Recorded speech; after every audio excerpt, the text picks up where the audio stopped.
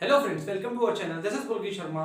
Last lecture में हमने numerical question cover किया था, जिसमें आपको गति की समीकरण, त्वरण, विस्थापन, दूरी सभी पे न्यूमेरिकल कवर करवाए थे।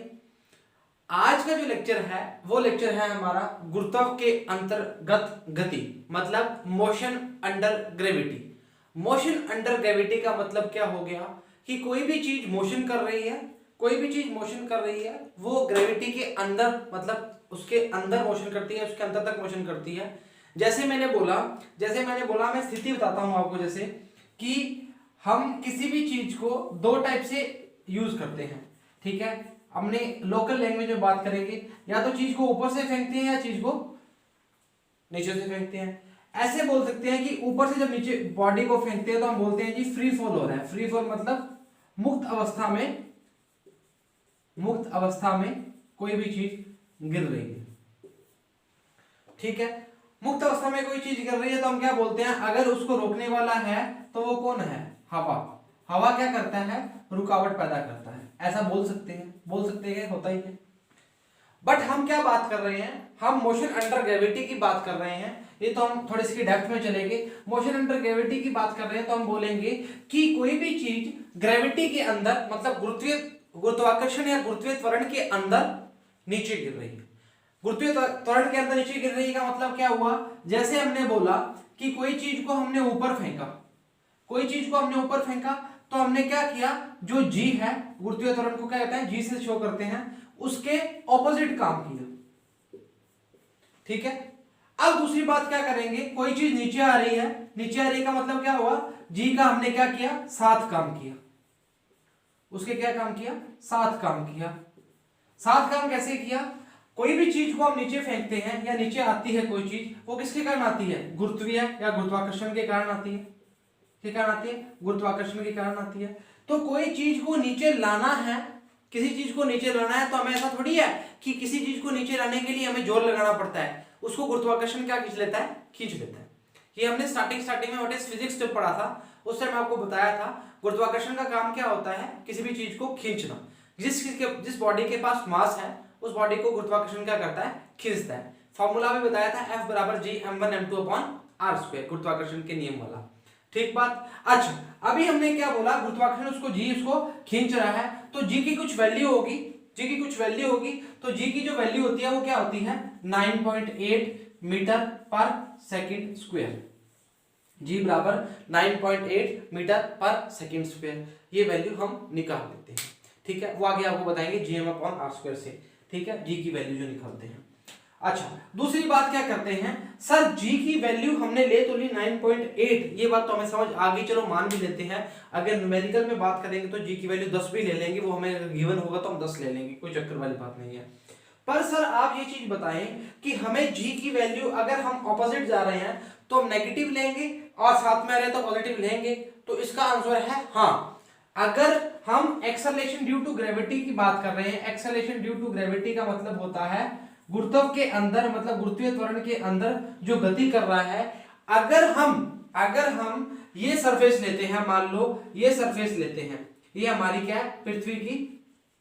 पृथ्वी का धरातल मान लो, ऐसे मान लेते हैं, ठीक है, पृथ्वी का धरातल मान लेते हैं। तो हमने बोला कि किसी भी बिंदु को या किसी भी पिंड को हम अगर ऊपर से नीचे गिर रहा है, अगर फ्री फॉल कर रहा है, तो ए बराबर में क्या मानते हैं? जी मानते हैं। वैसे तो ये हम आर्बिट्रेरी बोलते हैं, मतलब ऐसा बोला जाता है कि इसको अपने अकॉर्डिंग मान लेते हैं। कई बंदे जी को नेगेटिव लेके चलते हैं, बट जो मेरा फंडा है, हम इसके अकॉर्डिंग अगर इसको ऊपर फेंकेंगे तो हम जी क्या लेंगे? नेगेटिव लेंगे।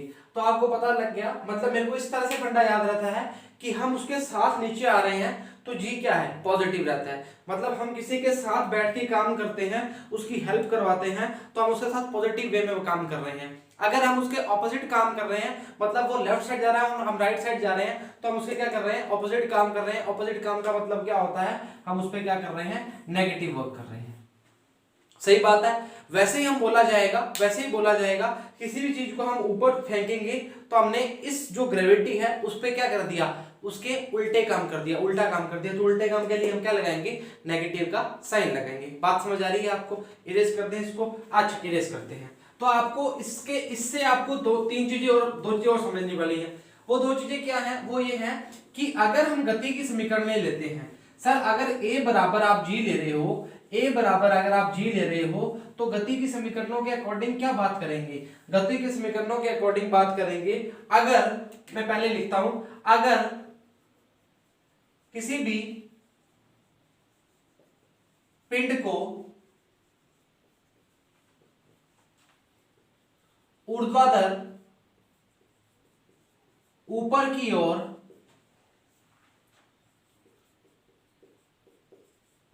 फेंका जाता है, तब a बराबर क्या होगा, माइनस जी। a बराबर में क्या होगा, माइनस जी। तो a बराबर माइनस जी कहां पे काम करेगा, a बराबर माइनस जी गति की समीकरणों पे काम करेगा, जिसमें पहले समीकरण क्या थी, b बराबर में u plus A T, s बराबर में क्या था, ut plus half A T square, और v स्क्वायर बराबर में क्या था, u स्क्वायर प्लस 2as। अब ये चेंज कैसे हो जाएंगी, ये चेंज कैसे हो जाएंगी, इसको लिखेंगे v बराबर में u minus G T, s बराबर में क्या आएगा, ut minus half G T square, और v स्क्वायर बराबर में क्या आएगा, u square minus 2gs। Because जो मान है किसके, जो मान a के मान है वो किस में कन्वर्ट हो जाएंगे, माइनस जी में कन्वर्ट हो जाएंगे। बात समझ आई, बात समझ आई। इसको क्या बोलेंगे, गति की समीकरणें, गति की समीकरणें। जो बच्चे सोच रहे हैं हमें समझ नहीं आ रहा, वो बच्चे थोड़ी थावस रखें, थोड़ा सब्र रखें, थोड़ा धैर्य रखें। हम इस पे न्यूमेरिकल भी करेंगे, उसके बाद आपको समझ आ जाएगा। अभी एक दो न्यूमेरिकल बताएंगे तो आपको समझ आ जाएगा। तो फर्स्ट क्या दिया, जब ऊर्ध्वाधर ऊपर की ओर फेंक रहे हैं तो मतलब हम क्या बोलने जा रहे हैं, हम बोल रहे हैं ये हमारा धरातल है, अगर मैं इसको ऊपर की ओर फेंकूंगा तो a बराबर में क्या आ जाएगा, माइनस जी आ जाएगा। मैं ये मानता हूं, ठीक है। इसके अलावा फालतू इधर उधर की बात करने की जरूरत नहीं है, क्योंकि आपको न्यूमेरिकल में जो पूछेगा वो इसके अलावा कुछ पूछेगा नहीं, और अगर आप इस फॉर्म में याद रखोगे तो आपको भूलेगा भी नहीं, ठीक बात। अच्छा जी, अब ये तो पहली फॉर्म बन गई। अगर दूसरी फॉर्म की बात करें, अगर पहली बात तो पिंड की जो बात करेगा, ऊपर से नीचे की बात करेगा। अगर किसी भी पिंड को ऊर्ध्वाधर नीचे गिराया जाता है तो क्या होगा, जहां जहां माइनस माइनस है वहां प्लस लग जाएगा, u प्लस जी टी, और उसके अलावा जो भी हमारे प्लस में आएगा, मतलब एक ही जगह हमने क्या पुट कर देना है, g पुट कर देना है, ठीक बात। मतलब वापस बोल रहे हैं तो इसमें जो वैल्यू आएगी वो क्या आ जाएगी, a बराबर में क्या आ जाएगी, g आ जाएगी। वो कैसे कर रहा है, नीचे की ओर गिर रहा है, ठीक है, धरातल जो है नीचे की ओर गिर रहा है। सबसे मेन बात जो है वो मेन बात समझाने वाली बात क्या है कि अगर किसी भी पॉइंट को अगर ऊपर फेंकते हैं, मान लो किसी भी पिंड को अगर ऊपर फेंकते हैं तो पिंड जहां ऊपर जो उसका हाईएस्ट पॉइंट होता है वहां उसका वैल्यू क्या मानते हैं हम, जीरो मानते हैं। v की वैल्यू क्या मानते हैं हम, जीरो मानते हैं। ये बात पता है ना, कभी भी किसी भी पिंड को अगर ऊपर फेंका जाता है तो वो कुछ क्षण के लिए, क्षण तो नहीं बोल सकते, कुछ समय के लिए बोल सकते हो, ऐसे बोल सकते हो, क्षण भी बोल सकते हो, वो क्या आता है, वहां पे रुकता है, फिर रुकने के बाद अपनी स्पीड एक्सेलरेट करता है, त्वरित होता है और उतनी स्पीड से नीचे आके गिरता है। बोलते नहीं क्या, जितनी ऊपर जाके चीज जाती है उतनी स्पीड से क्या आती है, नीचे आती है। समझे, इस बात समझ रहे हो ना, तो उतनी स्पीड से आएगी तो उतनी नीचे क्या धस जाती है। तो ऊपर जाने के बाद जब नीचे आती है तो बहुत त्वरित होते आती है, वो क्या होती है, त्वरित होके आती है। अब आपके दिमाग में बात आएगी, सर बरसात की बूंदें इतनी ऊपर से आती हैं पर हमारे शरीर पर लगती नहीं, उसका भी फंडा बताएंगे, उसके भी हम बताएंगे वो किस कारण नहीं लगती। बट एक बार आप यहाँ तक करो क्लियर, उसके बाद हम उसको बताएंगे, ठीक बात। ये बात समझ आ गई आपको, कोई दिक्कत वाली परेशानी वाली बात नहीं है। तो मोशन अंडर ग्रेविटी का मतलब क्या हुआ, कोई भी चीज ऊपर से अगर नीचे गिर रही है, कोई भी चीज अगर ऊपर से नीचे गिर रही है उसको हम बोलते हैं फ्री फॉल, मतलब मुक्त अवस्था में वो नीचे गिर रही है। उसके बाद हम क्या बोलते हैं, उसके बाद हम बोलते हैं अगर किसी भी पिंड को अगर हम ऊपर फेंकते हैं तो हम क्या कर रहे हैं, उस पर ऑपोजिट काम कर रहे हैं, उस पर क्या कर रहे हैं, ऑपोजिट काम कर रहे हैं। ऑपोजिट काम करने का मतलब क्या होगा, ए एक्सेलेरेशन के थ्रू, मतलब त्वरित होकर तो ऊपर जा रही है, हमने उसको कुछ त्वरित किया, उसे उत्तेजित किया, तभी तो वो ऊपर जा रही है। तो ए की वैल्यू क्या आ जाएगी, माइनस जी आ जाएगी, जिसके लिए हमने गति के समीकरणों को दूसरी फॉर्म में चेंज कर लिया। तो वो क्या आएगा, v बराबर u minus G T, S बराबर ut minus half G T square, v बराबर u स्क्वायर माइनस 2gs। अब एक चीज और लिख देता हूँ साथ में, अगर a की वैल्यू, सॉरी g की वैल्यू अगर 9.8 गिवन है तो हम 9.8 लिखेंगे। अगर न्यूमेरिकल की फॉर्म दी हो, न्यूमेरिकल मतलब अगर हमें जी की वैल्यू, कई बार क्या होता है इसको 10 दे देते हैं, 10 मीटर पर सेकंड स्क्वायर दे देते हैं, तो हम क्या पुट करेंगे 10 मीटर पर सेकंड स्क्वायर पुट करेंगे। बट आप अपनी सहूलियत के लिए 10 मीटर पर सेकंड स्क्वायर मत रख लेना, आपका आंसर गलत आ जाएगा अगर आप आपके चारों ऑप्शन मैच नहीं करेंगे। तो अगर आपको गिवन होगा मोस्ट प्रोबेबली 10 दिया होता है, अगर नहीं दिया हो तो आप 9.8 पुट करके ही काम करना स्टार्ट करेंगे। ठीक बात, इरेज कर दें। अच्छा जी, इरेज करते हैं। उसके बाद आप 2-3 न्यूमेरिकल चेक करते हैं ताकि आपको ये चीज समझ आ जाए ये चीज एक्चुअली है क्या। ठीक है, इसके बाद इसको इरेज करके हम इसके न्यूमेरिकल पढ़ने स्टार्ट करते हैं।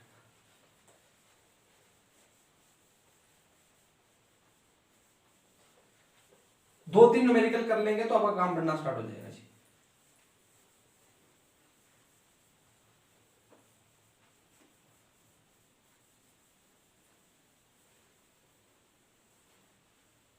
अच्छा, न्यूमेरिकल को ढंग से पढ़ेंगे, उसके बाद काम करना स्टार्ट करेंगे। पहला न्यूमेरिकल गिवन है कि किसी बहुमंजिले भवन की ऊपरी छत से कोई गेंद किसी बहुमंजिले भवन की ऊपरी छत से कोई गेंद 20 मीटर पर सेकंड के वेग से ऊपर की ओर ऊर्ध्वाधर दिशा में फेंकी जाती है। सबसे पहले हम क्या बनाएंगे, सबसे पहले हम एक डायग्राम बनाएंगे छोटा सा, जिसमें आपको मैं समझा सकूं कि ये लो। ठीक है, ये बहुमंजिला इमारत है, इसकी हाइट कितनी की हुई है, इसकी हाइट अभी गिवन नहीं है अभी। उसने बोला है कि जिस बिंदु से गेंद फेंकी गई है उसकी धरातल से ऊंचाई 25 मीटर है। तो मतलब मान लो कि ये ए बिंदु है, यहां से बॉल फेंकी गई है, कुछ बॉल ऊपर फेंकी गई है, मान लो यहां तक फेंकी गई है, यहां से लेकर यहां तक की जो हाइट है वो कितनी है, 25 मीटर है। ठीक बात। अच्छा, उसके बाद क्या बोल रहा है कि गेंद कितनी ऊपर जाएगी, मतलब पहला क्वेश्चन है, ए बोल रहा है गेंद कितनी ऊपर जाएगी, पहला क्वेश्चन तो ये है जी। ठीक है जी। अच्छा, सबसे पहले क्वेश्चन को वापस रिपीट करता हूं, क्वेश्चन आपको शो हो रहा तो ठीक है, नहीं तो मैं बताता हूं। किसी बहुमंजिले भवन की ऊपरी छत से कोई गेंद 20 मीटर पर सेकंड के वेग से ऊपर की ओर फेंकी गई है। ठीक बात।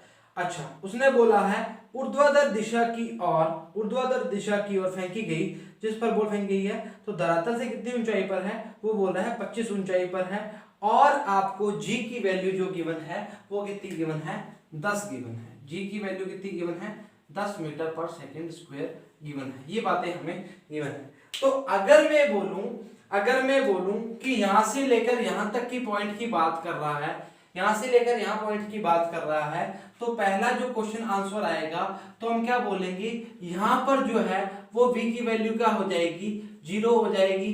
तो v स्क्वायर बराबर में u स्क्वायर माइनस ऊपर जा रहा है 2gh।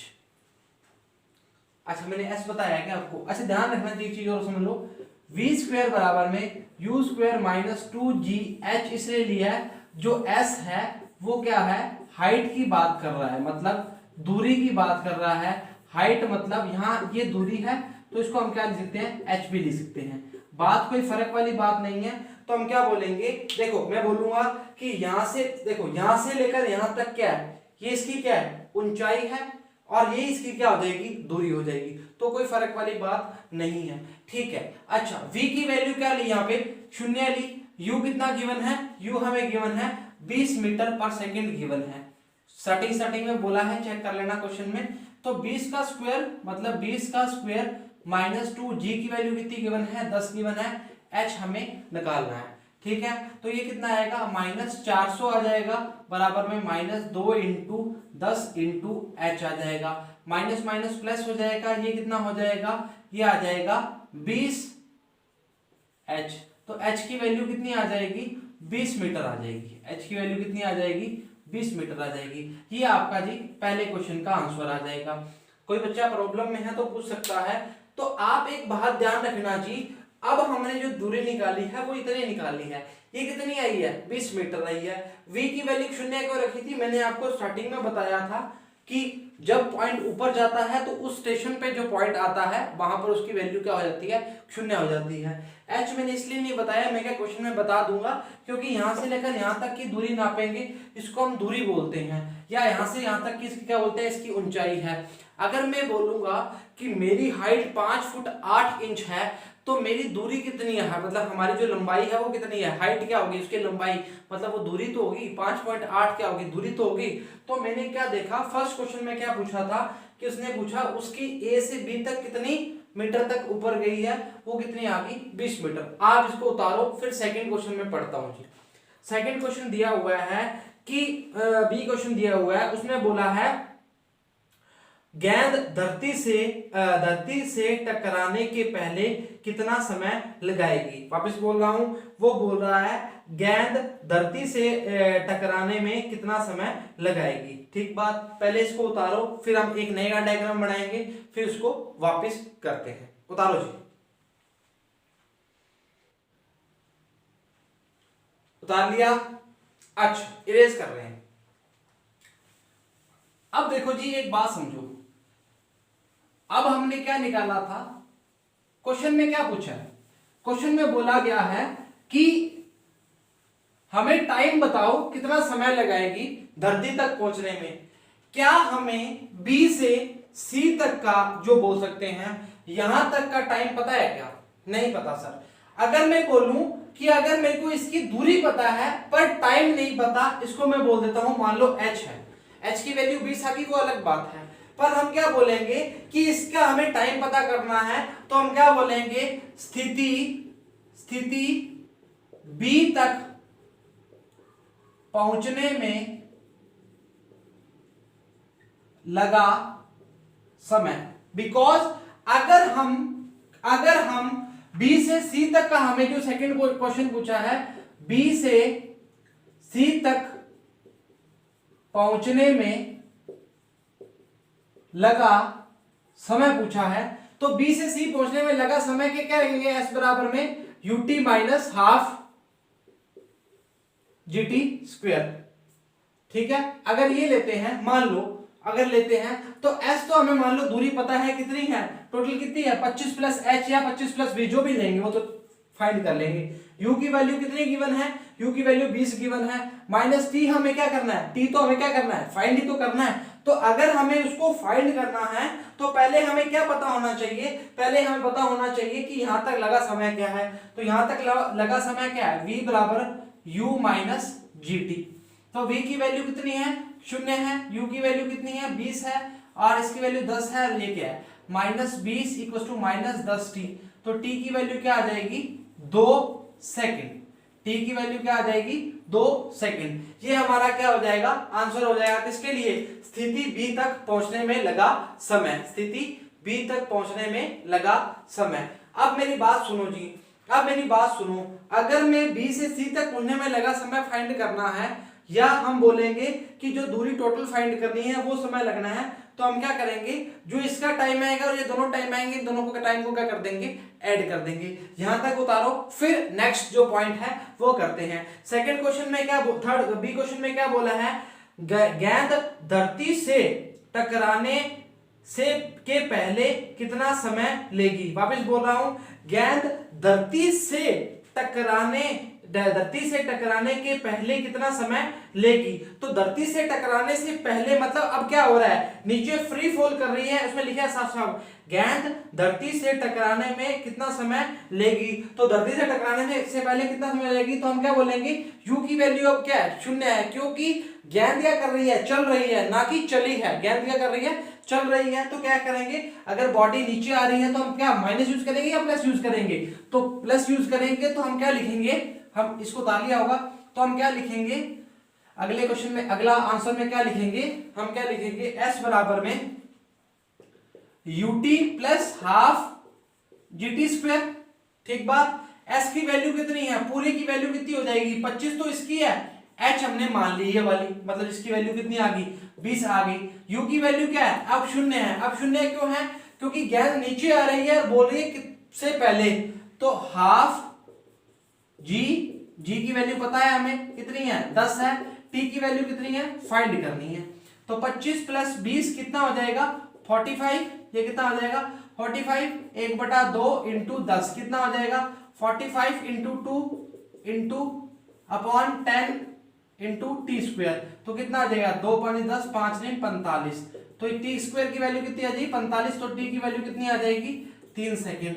तो हम क्या बोलेंगे 3 सेकंड मान किसका आ गया 3 सेकंड मान किसका आ गया टोटल हाइट का मान आ गया। तो 3 सेकंड इसका और 2 सेकंड इसका टोटल टाइम कितना लग जाएगा तो कुल समय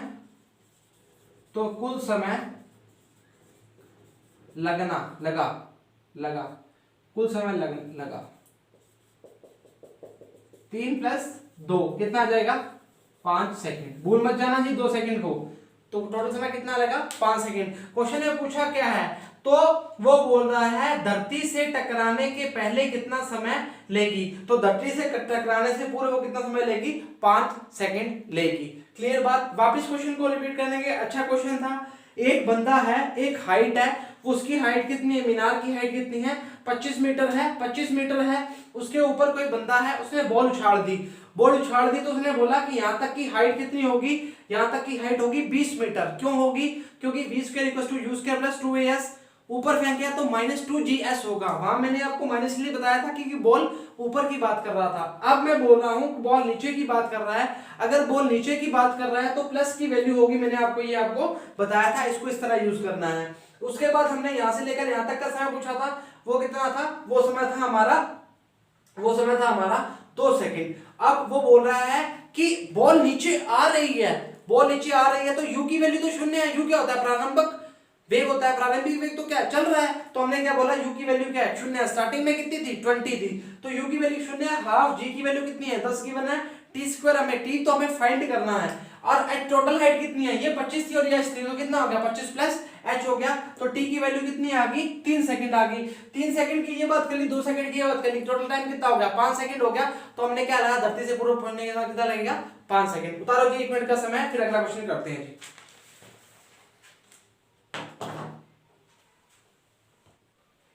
उतार लिया।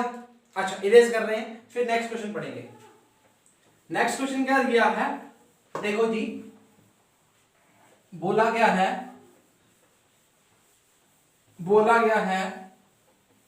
1 मिनट इरेज कर देते हैं फिर बताते हैं क्या बोला है। उसने बोला है कि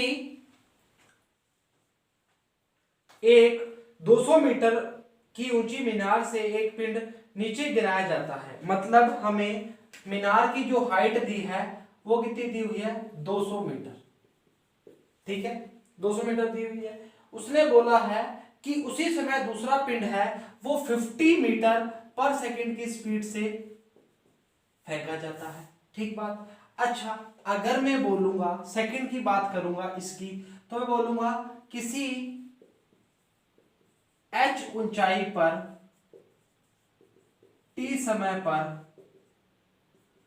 पिंड की दूरी या स्थिति जो भी बोला है पिंड के लिए क्या बोलेंगे स्थिति h बराबर में मतलब s बराबर है ut plus half T square. तो u की वैल्यू कितनी है 50 t माइनस ऊपर जा रहा है हाफ g की वैल्यू कितनी है 9.8 टी स्क्वायर। g की वैल्यू 10 तो नहीं गिवन g की वैल्यू 10 नहीं गिवन। तो h बराबर में क्या आ जाएगा 50t माइनस 4.9 टी स्क्वायर। ये क्या आ जाएगी फर्स्ट वाली इक्वेशन आ जाएगी इसके लिए। सेकंड बोल रहा है कि 200 मीटर मीनार है तो हम क्या बोलेंगे सेकंड के लिए क्या बोलेंगे 200 माइनस h क्योंकि इसने कुछ डिस्टेंस कवर कर ली है। तो 200 माइनस h मतलब h हाइट की बात कर रहा है। u क्या है कुछ ऊपर से गिर रहा है तो फ्री फॉल कर रहा है प्लस या माइनस ऊपर से फ्री फॉल प्लस आएगा हाफ कितना आएगा g कितना है 9.8 टी स्क्वायर। ठीक बात कितना आएगा 4.9 टी स्क्वायर और 200 माइनस h 4.9 टी स्क्वायर। ये क्या आएगा समीकरण 2। अब क्या करेंगे अब हम लेंगे समीकरण 1 व 2 से जोड़ दो जी। जोड़ देंगे तो ये कितना आएगा 200 माइनस h प्लस h बराबर में 4.9 T square plus 50 T -4.9 T square, खचक खचक खचक खचक। 200 बराबर में क्या आएगा 50t, तो t बराबर में क्या आ जाएगा काटा, t बराबर में क्या आ जाएगा 4 सेकंड। दिख तो रहा है ना, t बराबर में क्या आ जाएगा 4 सेकंड। कुछ नहीं किया, दोनों समीकरण को जोड़ा है, t का वैल्यू निकाला है। अब t का मान समीकरण 1 में रखने पर पूछा क्या है, कब और कहां मिलेंगे ये बोला है ना। उसने बोला है वे दोनों कहां और कब मिलेंगे। तो हमने क्या बोला, t का वैल्यू क्या आया 4 सेकंड आया। t का वैल्यू पुट करो जी, h बराबर में क्या आएगा 50 × 4 माइनस 4.9 इंटू 2 दूनी 4 चौक 16। ठीक है, तो ये आ जाएगा 200 माइनस लगाओ हटाओ 2 8 16 2 5 10, तो आएगा जी 49। 8 9 8 9 72 7 8 चौक 32 32 और 7 39 5, ये आएगा 5 5 5 7 35 5 7 35 और 5 5 चौक 5 6 40 5 9 5 7, अरे काट ना यार इसको, 5 5 7 35 कितना आएगा 4 5 8 40 2 और 2 पॉइंट लगाया 0 5 78.4 आएगा जी। कितना आएगा 200 माइनस 78.4, तो कितना आ जाएगा, जितना भी आएगा आप चेक कर लेना, 200 में से 78.4 आएगा वो हमारा क्या आ जाएगा आंसर आ जाएगा। काट पीट चेक कर लेना एक बार वापस से। 49 इंटू 16 अपॉन 10, 2 8 16 2 5 10, ठीक है 49 8 9 72 72 का कितना आएगा 7 8 चौक 32 39 392 अपॉन 5 5 7 35 35 4 5 8 40 40 के 2 पॉइंट लगाया 5 चौक 20 78.4 आएगा। 200 में से 78.4 कहेंगे तो कितना जाएगा जी, वो आएगा जी, अब आपका क्या आ जाएगा आंसर आ जाएगा। प्लस का है माइनस का तो कुछ नहीं है ना, माइनस का कुछ नहीं है, इसको ऊपर क्या है माइनस का आएगा। तो इसके अलावा कुछ पूछा है, इसके अलावा कुछ पूछा है नहीं, इसके अलावा कुछ भी नहीं पूछा गया है। तो ये हमने जो किया है ये फर्स्ट वाला किया है जब उसको ऊपर फेंका गया, और सेकंड वाला किया है जब वो मीनार से नीचे आ रहा है तो उसने कुछ डिस्टेंस कवर कर ली, वो डिस्टेंस हमने क्या कर दी उसमें से माइनस कर दिया। अगर ऊपर से हम छलांग मार रहे हैं, कोई मीनार 200 मीटर की मीनार है, इतनी आपने डिस्टेंस h मान ली, तो ये इतनी h कितनी रह जाएगी 200 माइनस h ही तो रह जाएगी, वही हमने लिखा है जी। ठीक बात, कोई परेशानी वाली बात नहीं है। इरेज कर दें, इरेज कर रहे हैं, उसके बाद कुछ हम बातचीत करेंगे, अच्छी बात करेंगे अच्छी। 78.4 घटा लेना है 200 में से, वो आपका क्या आ जाएगा आंसर आ जाएगा। इरेज कर दिया जी। अच्छा, तो आज के लिए इतना ही। आज का जो आपका मोशन अंडर ग्रेविटी कंप्लीट होता है, छोटा सा टॉपिक था, आपको करवा दिया। और कल का जो हमारा टॉपिक रहेगा वो रहेगा हमारा रिलेटिव वेलोसिटी, मतलब अपेक्षिक वेग रहेगा आपका वेलोसिटी। हाँ, तो उसमें थोड़ा सा आपको क्या है पढ़ना पड़ेगा जी, पढ़ना सभी में पड़ेगा, पर उसमें थोड़ा सा ढंग से चीज़ों को अच्छी तरह साफ तरीके से पढ़ना पड़ेगा ताकि आपको कुछ प्रॉब्लम ना आए। तो आज के लिए इतना ही। प्रॉपर लेक्चर पढ़ते रहें, साथ साथ न्यूमेरिकल कराने का मतलब है कॉन्सेप्ट साथ निकलते रहें और घर पर रहें, सब कुछ आराम से लेक्चर प्रॉपर देखें। अभी हमारे इधर अनाउंस हो गया कि 31 दिसंबर तक स्कूल नहीं लगेंगे, इनके हिसाब की क्लासेस लगती हैं ऑनलाइन, तो रेगुलर रखें। जहाँ प्रॉब्लम आती है हमसे पूछ सकते हैं आप, कोई दिक्कत नहीं है। लेक्चर प्रॉपर देखें, रेगुलर देखें, और चैनल को शेयर एंड सब्सक्राइब करें, लाइक जरूर किया करें, अपने कमेंट जरूर दिया करें। आज के लिए इतना ही, थैंक यू वेरी मच।